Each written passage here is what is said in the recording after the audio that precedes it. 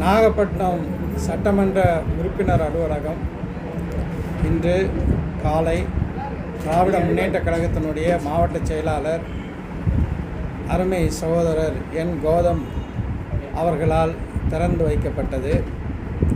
சட்டமன்ற உறுப்பினர் அலுவலகம் ஞாயிற்றுக்கிழமைகளை தவிர மற்ற நாட்களில் இங்கே முழுமையாக காலை முதல் மாலை வரை செயல்படும். மக்கள் தங்களுடைய குறைகளை இங்கு வந்து எடுத்து வைக்கலாம். இந்த அலுவலகம் கணினியினுடைய உதவியுடன் அனைத்து மனுக்களும் சிறப்பான முறையில் பதிவு செய்யப்பட்டு உரிய மேல் நடவடிக்கை மேற்கொள்ளப்படும். மிக சிறப்பான முறையில் வருகின்ற 5 ஆண்டுகளும் நாகப்பட்டினம் சட்டமன்ற உறுப்பினர் அலுவலகம் நல்ல முறையில் இயங்குவதற்கான தேவையான ஏற்பாடுகளை செய்திருக்கிறோம். தமிழ்நாட்டில் தொடர்ச்சியாக குழந்தைகள், பெண் குழந்தைகள் மீதும் பெண்கள் மீதும் பாலியல் வன்கொடுமைகள் நடைபெற்று வருவது மிகுந்த வேதனையை அளிக்கின்றது.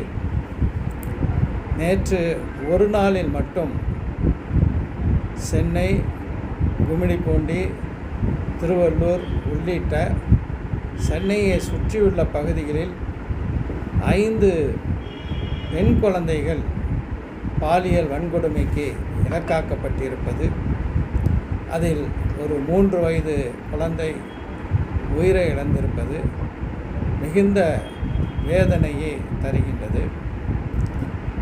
பெண்களுடைய பாதுகாப்பை, குழந்தைகளுடைய பாதுகாப்பை உத்தரவாதப்படுத்துவது ஒரு அரசினுடைய மிக முக்கியமான ஒரு கடமையாக இருக்கின்றது. சிங்கப்பெண் படை என்று ஒரு படை பிரத்யேகமாக பெண்களின் பாதுகாப்புக்காக புதிய தாவேக அரசு உருவாக்கி இருக்கின்றது. இருந்த போதிலும் கூட இந்த பாலியல் வன்கொடுமைகள், அதுவும் குறிப்பாக குழந்தைகள் மீது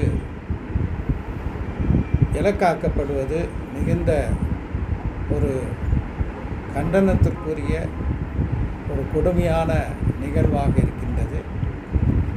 போக்சோ சட்டத்தின் கீழே அதிகமான வழக்குகள் கடந்த சில வாரங்களாக தமிழ்நாடு முழுவதும் பதிவு செய்யப்பட்டு வருகின்றது. இதையெல்லாம் தடுப்பதற்கு மேலும் சரியான முறையில், மேலும் கட்டுக்கோப்பான முறையில் நடவடிக்கைகள் எடுக்கப்பட வேண்டும்.